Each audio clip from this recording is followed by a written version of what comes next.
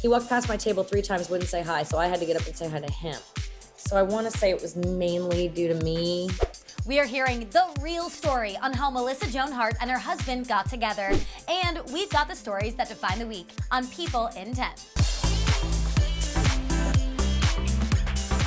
I'm Andrea Belke, bringing you everything you need to know about pop culture right now. We've got 10 minutes, so let's dive right in with the first 5. Starting with Tristan Thompson confirming he fathered another child. Tristan revealed this week that the paternity test results showed that he is the father of the son with personal trainer Marilee Nichols, and he says he looks forward to raising the child with her. But that comes after Thompson publicly challenged Nichols on the baby's paternity. In a statement to People, a rep for Marilee said that there was never any doubt that Tristan was the father and noted all the false and defamatory statements he made about her over the last few months. Thompson also publicly apologized to his ex, Khloe Kardashian. They split in June, just months before his son was born in December. He told Khloe that she doesn't deserve how he treated her over the last few years. They share a 3-year-old daughter, True. A source tells People that Khloe is focusing on her own happiness and that she wants this year to be different. And she's got her ex-husband, Lamar Odom, rooting for her. Lamar commented on a Facebook post about Tristan's apology, writing that Khloe is a good person, and he hopes that they can reconnect as friends one day.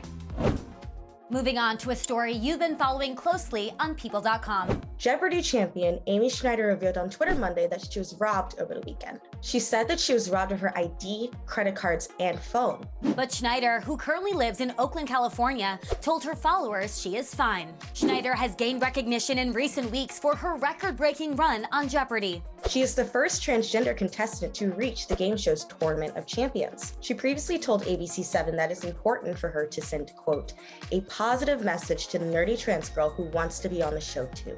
In December, she also became Jeopardy's highest-earning female contender. Next up, the posts you've been watching this week.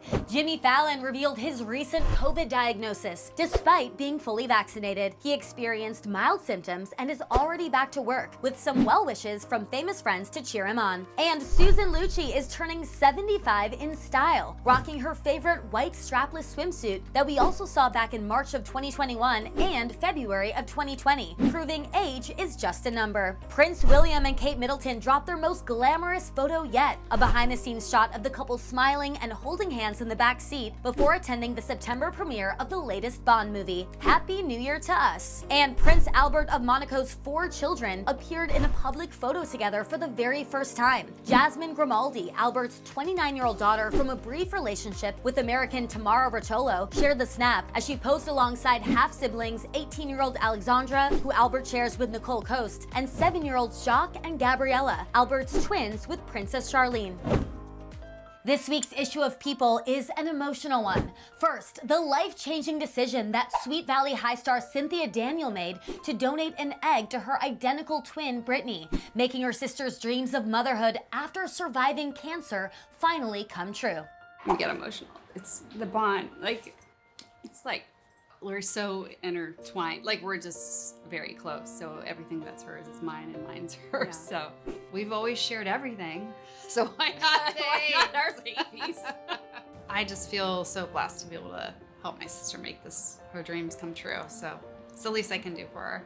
And we're laughing along with Hotel Transylvania Transformania stars Selena Gomez and Andy Samberg as they look ahead to the new year. I'm excited about turning 30. When I was younger, I was scared of it, and I thought by now my life would look so different, but I love growing up. And for me, I think I'm just gonna try and take off some muscle. I think it's gotten out of control. I feel like when you're in comedy, if you get too ripped, it's a turnoff, so I'm gonna try and scale back on that. Oh my God.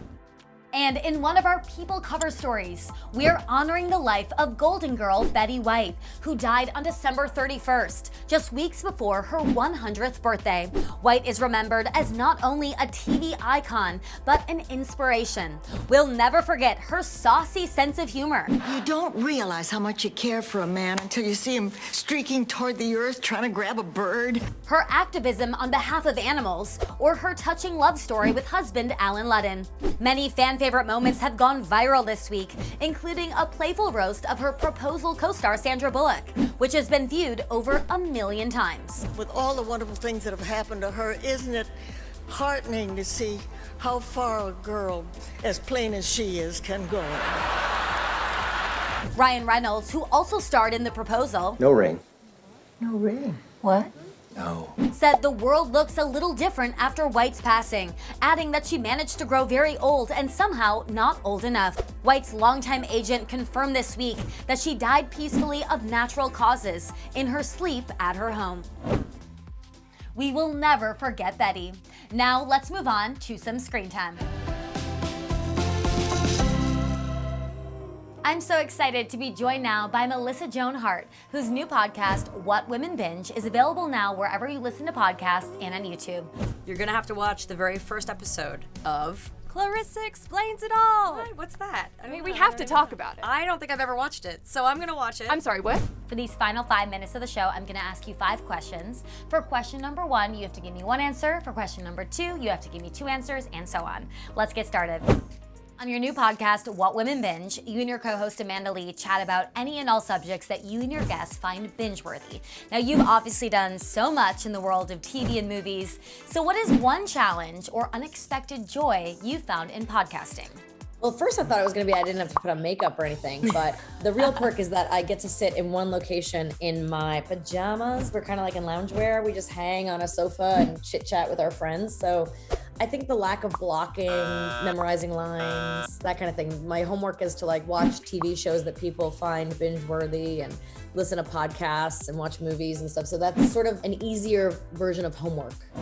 This show is all about pop culture guilty pleasures and things we're obsessing over. So what are 2 of your current guilty pleasures? I'm struggling, but I'm dying to watch 4th season of Yellowstone. It's yours. And so am I. My husband and I our bedtimes do not match up. And so we just have not been able to watch Yellowstone. It's driving us crazy. We're waiting so much. We're so excited when it was coming out. We had it on our calendar and we haven't watched it. It's really good. I won't spoil anything, but I love Yellowstone. The Great on Hulu is like probably my favorite show of all time. It's time I regain the throne. And then you kill her. Imprisoned until Paul is born. You're a good dad. But I have to find time by myself to watch that, which is very difficult.